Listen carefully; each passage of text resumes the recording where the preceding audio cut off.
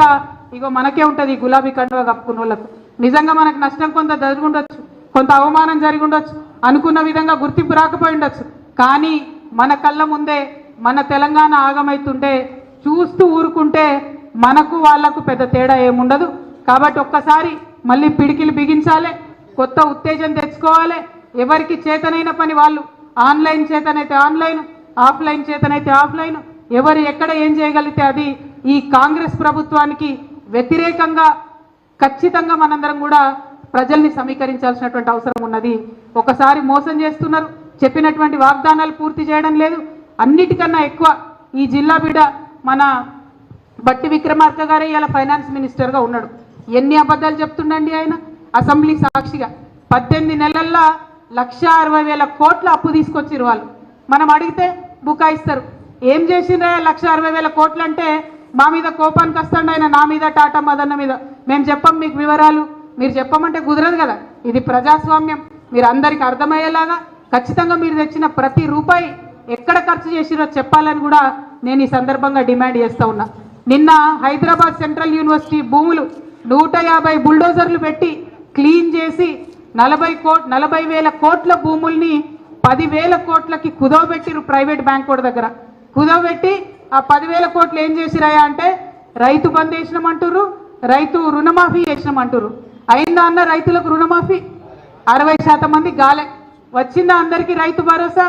50% మందికి రాలే. అంటే 10,000 కోట్లు ఏడవైనట్టు. మరి ఈ లెక్కలు అడిగేటోడు ఎవడు? ఈ గులాబీ కండువా కప్పుకున్న వాళ్ళే లెక్కలు అడగాలి. మనం ఖచ్చితంగా మన పార్టీలో మనం ఆలోచన చేసుకుంటూ ఫైట్ చేసుకుంటూనే మనకన్నా ఎక్కువ కాంగ్రెస్ పార్టీని ప్రజల కోసం నిలదీయాల్సినటువంటి అవసరం ఉన్నది. ఇప్పుడు అటువంటి సందర్భం ఉన్నది. ఈ ఉమ్మడి ఖమ్మం జిల్లాలో 3 ఉన్నారు మంత్రులు. ఆ 3 మంత్రులతోని మరి 3 పైసలన్నా ఈ జిల్లాకు వచ్చినాయా ఒక్కసారి ఆలోచన చేసుకోవాలి. ఒక కొత్త రోడ్ వచ్చిందా, ఒక కొత్త ప్రాజెక్ట్ వచ్చిందా, ఏం చేస్తున్నారు? అదేవిధంగా ఇప్పటి వరకు హాస్పిటల్ బాగుండే, ఇవాళ హాస్పిటల్ పరిస్థితి ఎట్లుంది ఒక్కసారి ఆలోచించాలి. ఇదివరకు హాస్టళ్ళు బాగుండే, ఇప్పుడు హాస్టళ్ళ పరిస్థితి ఎట్లుంది ఒక్కసారి ఆలోచన చేసుకోవాలి. ఇదివరకు మనం ఏదైతే పెన్షన్ ఇచ్చినామో మళ్ళీ అదే పెన్షన్ వాళ్ళు ఇస్తున్నారు. రూపాయి పెంచింది లేదు, పెట్టింది లేదు. కొత్త పథకం ఇస్తామన్నారు, రైతు భరోసా, ఇది ఆత్మీయ కూలీ పథకం ఇస్తామని చెప్పిండ్రు. ఇదే ఖమ్మం జిల్లా, ఉమ్మడి ఖమ్మం జిల్లా మీకు తెలవాలి కాబట్టి నేను లెక్కలు చెప్తున్నా. 2.5 లక్షల మంది రైతులు ఉంటే 4,25,000 మంది రైతు కూలీలు ఉన్నారు.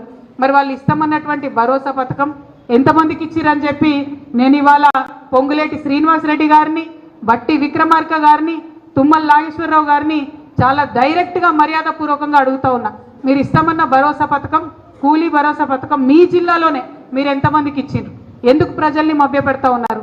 ఎందుకు మోసం చేస్తూ ఉన్నారు? ఈ అంశాలన్నిటి పట్ల కూడా మనం ఉద్యమంలో ఎట్లయితే చురుకుగా ఉన్నామో, ఆనాడు కుట్రలు గమనించినాం, ప్రతి ఒక్కటి గమనించినాం. మనం లగడపాటి రాజగోపాల్ ఏం మాట్లాడుతుండో గమనించినాం. ఆనాడు ఉన్నటువంటి నాయకులు వైఎస్ రాజశేఖర రెడ్డి గారు ఏం మాట్లాడిందో గమనించినాం. అప్పుడున్నటువంటి నాయకులు ఏం మాట్లాడిందో అందరం కూడా గమనించుకున్నాం. మరి ఇవాళ కూడా అదే చేయాలి. వీడు చూడ్డానికి మనోళ్ళలాగా ఉంటాడు, తెలంగాణ వాళ్ళలాగా ఉంటాడు, కానీ పనిచేసేది తెలంగాణకు వ్యతిరేకంగా పనిచేస్తున్నారు. ఆ అంశాన్ని దయచేసి గుర్తించాలి. ఇవాళ మన లోపల మనకున్న అనేక సమస్యలకు మీకు కేసీఆర్ గారికి మధ్యలో వారధిగా నేను నిలబడి ఉంటా. నేను మిమ్మల్ని ఏది అవసరం ఉంటే అది సార్ దగ్గరికి మీ సమస్య నేను తీసుకుపోయి చూపిస్తా. మనం చాలా బలమైనటువంటి పార్టీ, ఇంకా బలంగా ఎదుగుదాం. ప్రపంచంలో మనల్ని ఎవరు ఎదిరించలేనంత బలంగా ఎదుగుదాం. కానీ అట్ ద సేమ్ టైం ప్రజల్ని రక్షించుకోవాల్సినటువంటి అవసరం మనకున్నది. తెలంగాణ యొక్క అభివృద్ధిని కాపాడుకోవాల్సినటువంటి అవసరం మనకున్నది. ఆ ప్రథమ బాధ్యతను మర్చిపోవద్దని కూడా ఇక్కడ ఉండేటటువంటి నాయకులకందరికీ కూడా నేను సూచన చేస్తూ ఉన్నాను. మీ అందరికీ తెలుసు ప్రపంచం అంతా ఉంటుంది. అప్పుడైతే ఆ ఈడీ సిబిఐ మొత్తం నా ఫోన్ నంబర్ టీవీలలోనే వేసేసిరు. ప్రతి ఒక్కరి దగ్గర నా ఫోన్ నంబర్ ఉంటుంది. ఫోన్ నంబర్ లేని వాళ్ళు ఇన్స్టాగ్రామ్, ఫేస్బుక్, ట్విట్టర్ ఎట్లా అన్నా నన్ను రీచ్ కావచ్చు.